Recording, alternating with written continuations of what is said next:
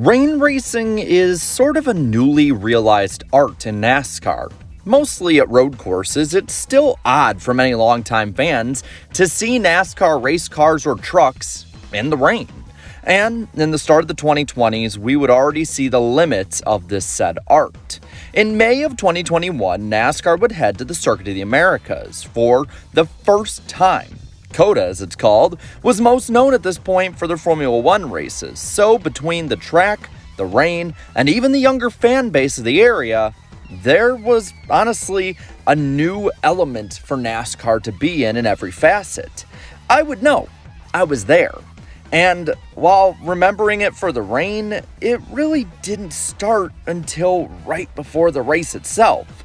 But even so, the first race in Austin was green.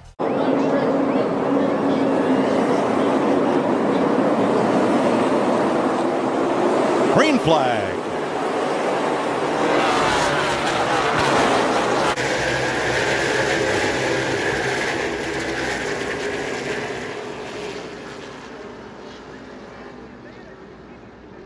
How wide that corner is. How about Austin Cindric here?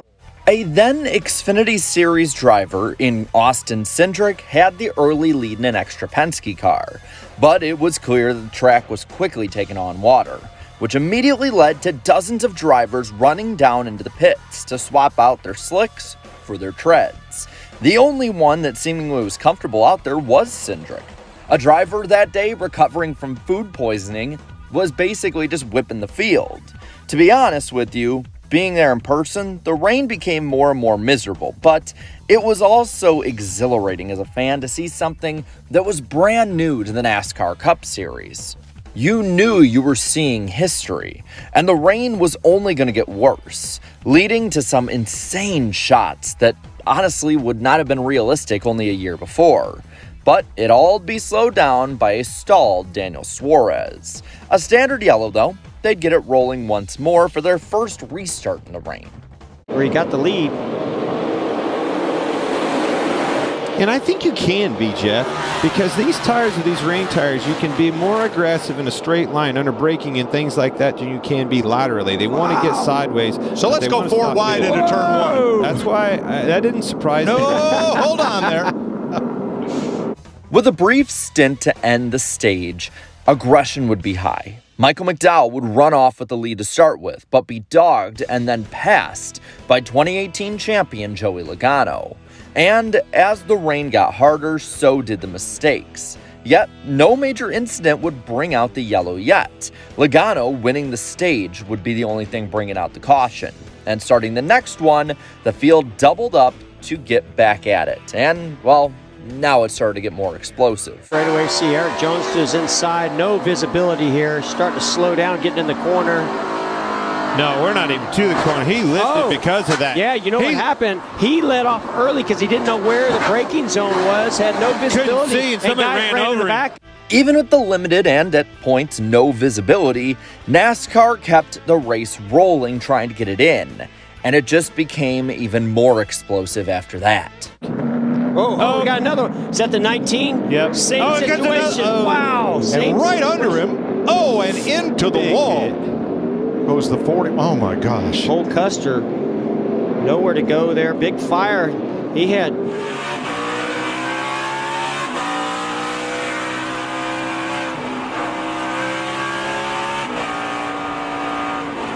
Oh, man. That was Truex into McDowell. And you can see how fast McDowell came into the picture. On these restarts in particular, massive hit right there. It's Cole Custer. Man, he almost got him on his lid. With this, it had been taken too far. NASCAR had to throw the red flag. It just wasn't safe to have them out there. Everyone from the stands to those in the industry, everyone at home watching on TV, we all knew it at that point. With the rain as bad as it was, the danger was just too high to have any entertainment value that could be gained. NASCAR, though, would catch a break. In the weather, there was lessening rain. To add on that, NASCAR would also require the rest of the restarts that day to be single file, something that hadn't been seen in the NASCAR Cup Series since early 2009. And to their credit, it helped. Chase Elliott will be second. Reddick comes off the corner for third. Cindric fourth. With the finish of the second stage, the race was official. It would at least end on this gloomy, rainy day. And suddenly, on the restart, the road course king, Chase Elliott, appeared up in the top 5. While not moving forwards, him being up there would send a message to the rest of the field. Business was picking up. But if anything else, the mostly damp racetrack started to become mostly a straightforward road course race as it dried a little bit. Sure, some guys slid off the track and got into others, but it was overall pretty clean. With under 30 to go, left in the scheduled distance at least, leaders Kyle Busch and Chase Elliott would make pit stops.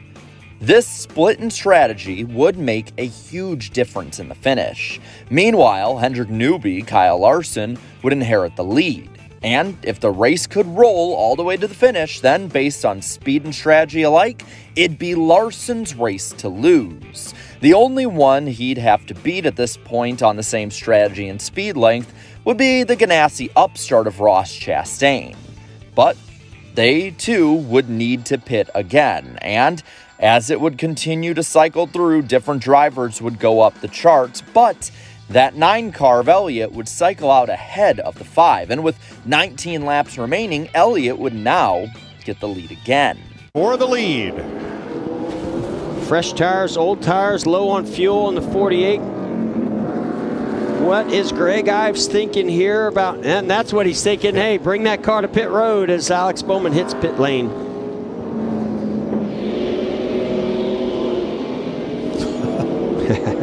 How much fun is that to watch these guys come down turn 10? But Elliott would also have a small issue on his part that could become pretty big at the end of the day. He was 2 laps short on fuel.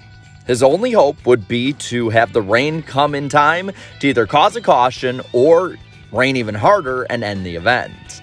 And to their favors, conditions just got worse. So with no good end in sight, with about 15 to go and visibility completely gone, the yellow flag would have to fly, and only a lap later, the cars would be down pit road once again, with the red flag out once again. And it became even more clear there was no good path forward. The race would end, Chase Elliott would be the inaugural winner for NASCAR at COTA. In the years since, COTA has become one of the craziest races on the schedule. Every year, something crazy happens and something memorable happens. But that first one will always be remembered by people who watched, as well as people like me who were there and were completely drenched from head to toe. But with that, I want to pass this on to you. What was the craziest race you've ever attended? Let me know down in the comments below. And while you're at it, leave a like on this video, share this video, and subscribe to this channel for more great NASCAR content. Thank you so much to all my channel members for your continued support, and until next time, have a good one.